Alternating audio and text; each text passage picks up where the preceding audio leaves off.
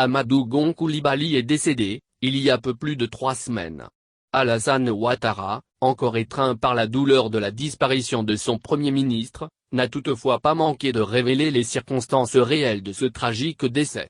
8 juillet 2020, Amadou Gon Coulibaly décédé après avoir été pris d'un malaise cardiaque en plein Conseil des ministres.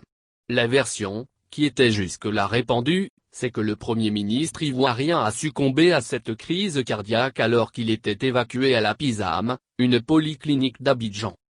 Et pourtant, la mort du candidat désigné du RHDP est encore plus éprouvante pour Alassane Ouattara et ses autres ministres qui ont vu le primus inter pares mourir sous leurs yeux en pleine réunion gouvernementale.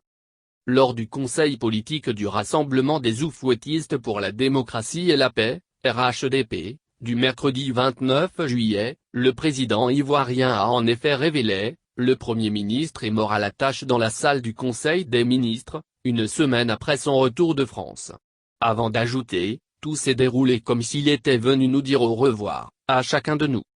Avec la mort d'Amadou Gon, la Côte d'Ivoire perd l'un de ses fils les plus valeureux, regrette le président Ouattara, puis, il déclare, le décès d'Amadou est un choc pour beaucoup d'entre nous. L'ayant eu à mes côtés pendant 30 ans, Amadou aurait été un très grand président pour la Côte d'Ivoire. Pour toute cette douleur qui continue de le martyriser, Alassane Ouattara, quasiment harcelé par les militants de son parti, le RHDP, pour être candidat à un 3e mandat, leur a ainsi répliqué, « Je vous demande de continuer d'avoir une pensée pour Amadou Gon Coulibaly et de me laisser le temps du recueillement pour vous donner une réponse très prochainement. » Avant de conclure à ce sujet, Amadou nous a quittés. Qu'il repose en paix. À noter qu'Amadou Gon Coulibaly a été évacué, le 2 mai dernier en France pour un contrôle médical.